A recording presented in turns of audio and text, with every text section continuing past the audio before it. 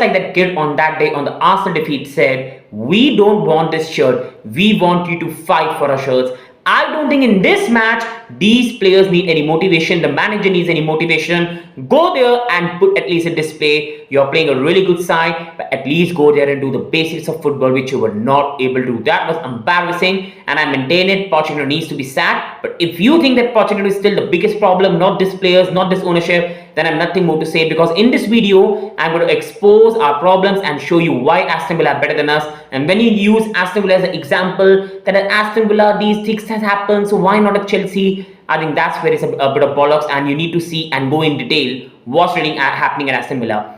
First, with Chelsea, whenever there's a match, always is 2 injuries more. Like, where can we go? Like in this match, Malo Gusto is again not there, Levy Colwill is not there, James is not there. Now Chukwuemeka is again gonna be most probably not available and could even not play this season, because he's again and again getting those knocks.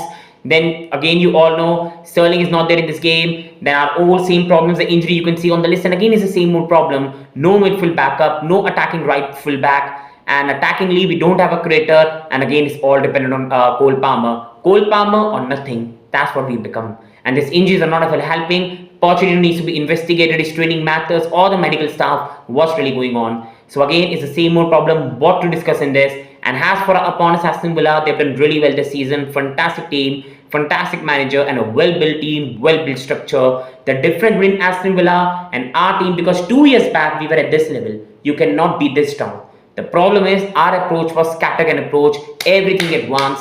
Aston Villa was a structured way, and when you do it in a structured way, you get the rewards, and when you do it in a scattergun approach, you can fall from here to there. That's the way with Chelsea, that's the way with teams like Manchester United, but not with the teams like Aston Villa. The difference is they were never a 15-16 squad under Steven Gerrard. He was just an awful manager. But when you look at the squad right now, they're at least top 7 squad in the league. And when you compare it to our squad, just see the basics in the squad. With Constant, Pau Torres, you have 2 proper centre backs to work in, better than Bardeshele, better than Disasi. Pau Torres cost only 30-35 million. Konsa, I don't even know, that was just such cheap. Then even Diego Carlos can do a better job than the centre backs we have got. The only centre back right now I trust in a team is Chalobah, and Silva is leaving at the end of the season.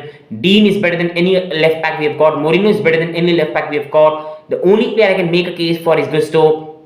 Midfield still has a structure. Yes, Unai Emery took Douglas Luiz to another level, McGinn to another level, but there still are midfielders who complement each other well. Then they signed Tielemans, who was available for a free. Leon Bailey, experienced attacker, Moussa Diaby, and then Ollie Watkins, who was banging in the goals for in the championship with Dean Smith. He's better than anything we have got. Just see the difference in a side, a world-class goalkeeper with Aston Villa, experience, and we have nothing. So when we go like Unai Emery has done this, why can't it happen at Chelsea? Just see our squad. Noni Madueke, a young attacker, still has 2 years to develop. You go with a player like Makalam Mudryk, he's still very raw. You go with players like we've got Casadei, we have seen Santos, so many young players.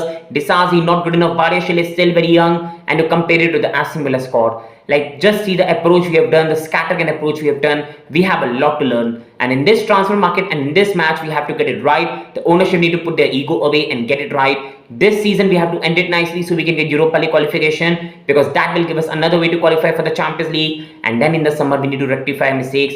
The manager needs to rectify till the end of the season. And then if we think, we need to sack him. And the players also need to grow some bollocks and fight for this shirt. Now coming on to the likely 11 that I think we should play in this game, I think we need to go with the goalkeeper Petrovic. I think he's still been a better performer this season. Yes, he has made some mistake, but I still trust him a lot. I think at the right, I'll go with Disasi. Gilchrist for me defensively is still very young, and I still think that defensively is not good enough, and Disasi will do a better job against Rodgers.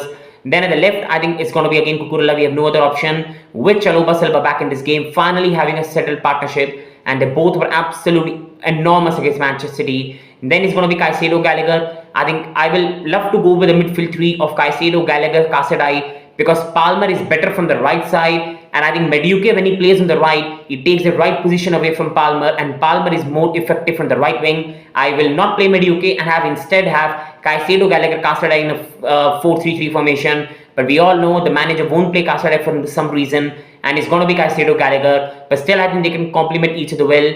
And I think it's going to be Madueke, Mudryk, Palmer, and then Nicola Jackson. And I think Madueke and Mudryk have a lot to prove. I don't want to be too hard on the guys. I still believe these guys have a good future. They have good abilities. I think in 2 years' time, these players can be really good players.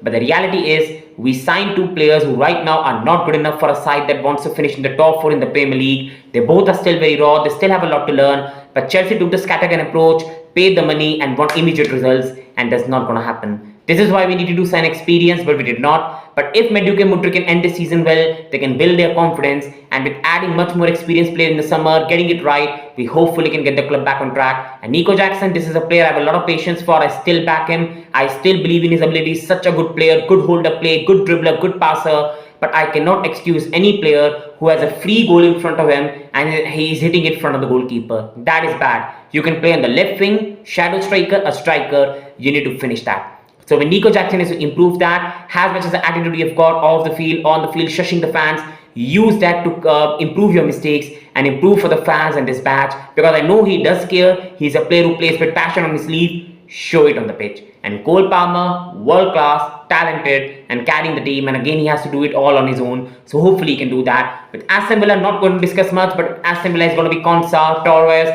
Dean, Cash. It's going to be McGinn. It's going to be Douglas Luiz, Rogers, Diaby, Daly, and Ollie Watkins. Fantastic side. I won't even be surprised for this game. He pulls the surprise and drops one of Diaby or Daly and even plays Tielemans and plays a 3 in the midfield. Because last time we played this Aston Villa side in the FA Cup, we absolutely smashed them 3-1 on the counter attack. So Emery might do that, but overall, this is the lineup I think they'll go with. On my prediction, see, my brain is saying it's going to be a 2-2 draw, but my heart says we're going to win this. Why? Because Aston Villa since the new year are not a really good home side. When you see their record against a so-called big size United, they lost 2-1. Chelsea, they lost in the FA Cup 3-1 and they narrowly beat us at Stamford Bridge where we battered them. They lost to Tottenham 4-0. They aren't a really good side overall since the new year. Like defensively, they do give you chance. So they are gettable, and this is why my heart says we can get a victory there and keep a Europa League qualification alive. And brain says we'll find the spaces behind them. We have got this inconsistency of losing badly and then bouncing back. This is why I can see us bounce back. So I'm going with at least a 2-2 draw in this game. I think we'll bounce back, and Aston Villa do have problems. For Aston Villa, they will be this much closer to Champions League qualification, and for us, that 1 point will not be that good, to be honest. We need more points. But I think right now it's very difficult and not in the hands because we have got tough fixtures now, Aston Villa. And I think in this match, for me, a draw won't be the worst result in the world. But I think we need a victory to secure a Europa League qualification. Thank you. Wishing you the best. Please like and subscribe. Thank you. Wishing you the best. Thank you.